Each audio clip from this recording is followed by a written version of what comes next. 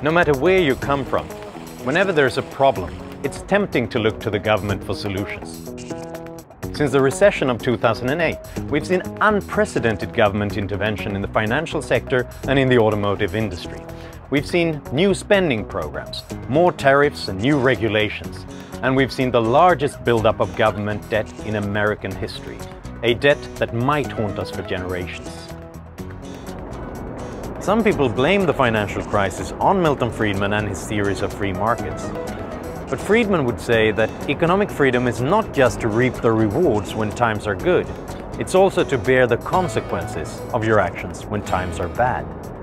We don't have free markets as long as speculators can keep the profits when they win, but send the losses to the taxpayers when they lose. I was born and raised in Sweden, and my country has made an effort to make people's lives more equal.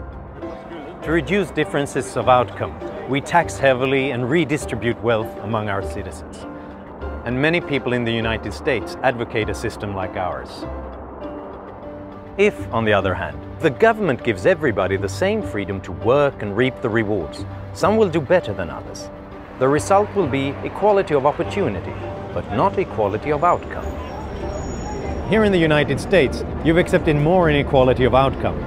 And over the past 30 years, a debate has been raging between these two competing alternatives. Can we live with economic freedom, even though it doesn't guarantee a specific result? Even though it's built on the ongoing destruction of old ideas and businesses that are no longer competitive? Can we accept freedom, even though freedom to choose also means that we will not all be equally successful? To answer these questions, Milton Friedman traveled the world to examine various economic systems. He concluded that for most people, an emphasis on economic freedom would lead to both individual and political freedom. Many commentators say that Milton Friedman did more for freedom than anybody else in recent decades.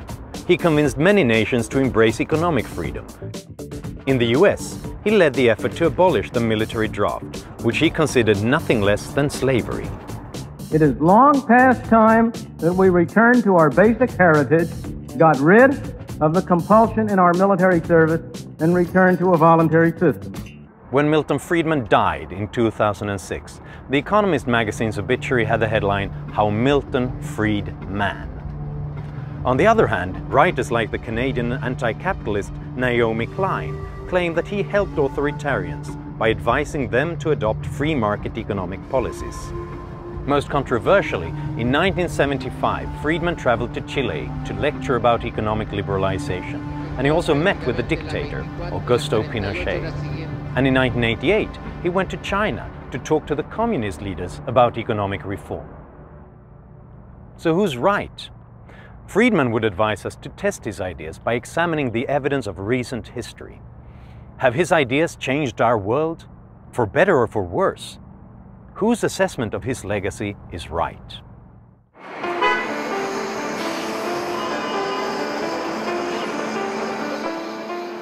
Milton Friedman is one of the most famous and influential economists of our time.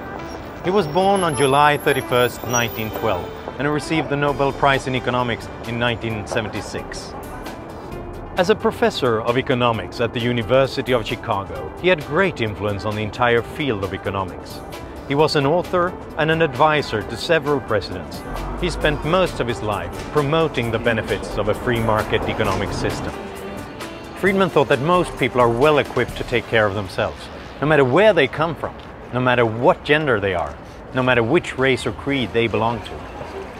He thought that freedom from government barriers gave everybody the freedom to try, to start a business, to learn a trade, to get a good job, to become rich if they're successful. And it denied the powerful and the vested interest the right to distort the outcome. In 1980, Friedman presented his ideas to America through a 10-hour PBS series that was called Free to Choose. He traveled to places he felt could best communicate his ideas.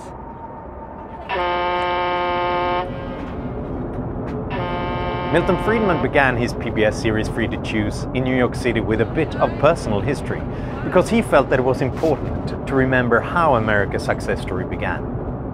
This statue is iconic. It represents freedom. And for the immigrants who were welcomed by the Statue of Liberty in the late 1800s and the early 1900s, America was truly a land of opportunity. They poured ashore in their best clothes, eager and expectant, carrying what little they owned. They were poor, but they all had a great deal of hope. Once they arrived, they found, as my parents did, not an easy life, but a very hard life. Friedman's parents passed through these doors here on Ellis Island, and they shared this background with millions of immigrants from all over the world. About a fifth of all Swedes migrated from my homeland to America to find a place where their own talents and hard work made a difference.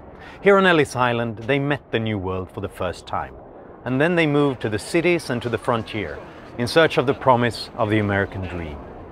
Not all of them found it, but many did.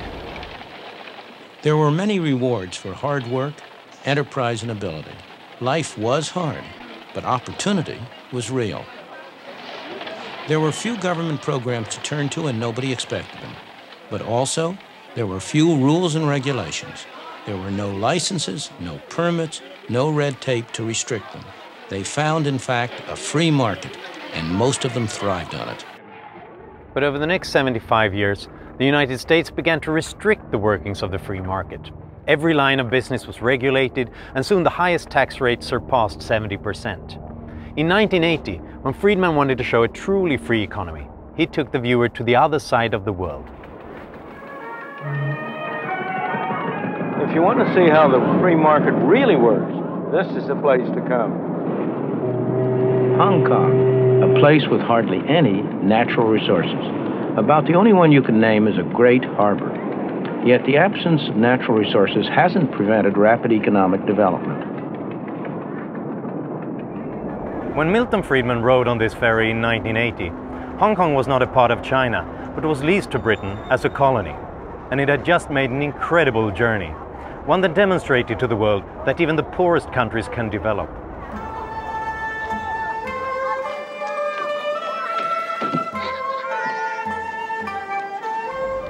After the Second World War and the Communist Revolution in China, this rock in the middle of nowhere became a refugee camp with millions of extremely poor people.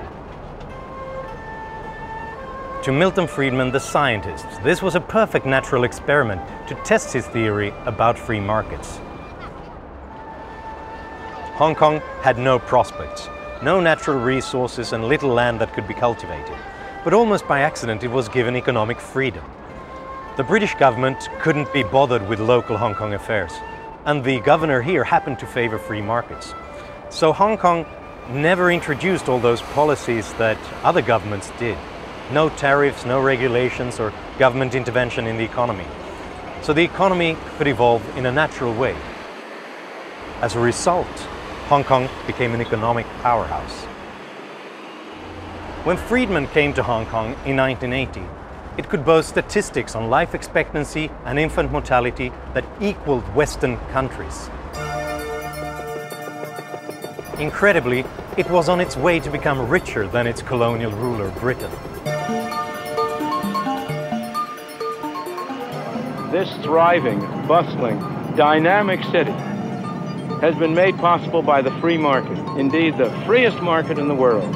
The free market enables people to go into any industry they want, to trade with whomever they want, to buy in the cheapest market around the world, to sell in the dearest market around the world. But, most important of all, if they fail, they bear the cost. If they succeed, they get the benefit.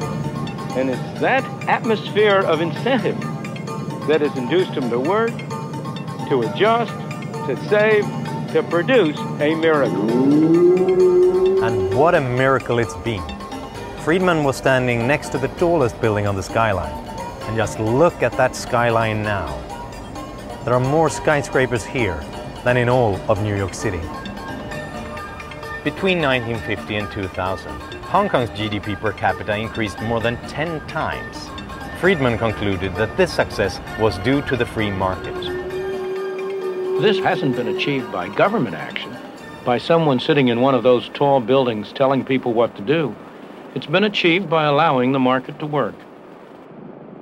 The complete absence of tariffs or any other restrictions on trade is one of the main reasons why Hong Kong has been able to provide such a rapidly rising standard of life for its people. Hong Kong is now part of China, but at times it seems more like Hong Kong took over China rather than the other way around.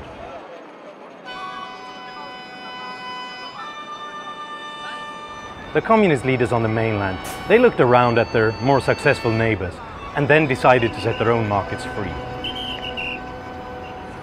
And Asia's other giant, India, they also opened their economy to the rest of the world.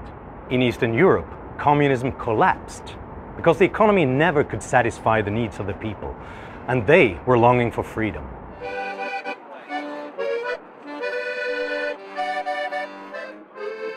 In 1991, in the small Baltic country of Estonia, Prime Minister Mart Laar took his inspiration from Milton Friedman's book, Free to Choose, which was based on the TV series. He decided to imitate the Hong Kong model, with zero tariffs, a flat tax, and a minimum of regulation. Despite its problems with the 2008 financial crisis, Estonia is widely seen as the most successful of the former communist economies. Free markets have spread around the world. At the same time, we've seen the fastest human progress ever, and it has been led by the countries that opened up their economies. In fact, average incomes around the world have almost doubled. Think about these statistics. Globally, extreme poverty has been more than halved since Milton Friedman did his series in 1980. Amazingly, 730 million people have been liberated from poverty. Every year, life expectancy around the world has increased by 3 months, despite AIDS and despite malaria. And to me, one of the most heartening facts is that the risk of parents losing their child in infancy has almost been cut in half. These were the results that Friedman predicted free markets could bring about. As people got more wealthy, they could begin to deal with the most important challenges in their lives. But Friedman had another reason why he wanted authoritarian dictatorships to liberalize their economies: political freedom. Human and political freedom has never existed and cannot exist without a large measure of economic freedom. Those of us who have been so fortunate as to have been born in a free society tend to take freedom for granted, to regard it as a natural state of mankind. It is not. It is a rare and precious thing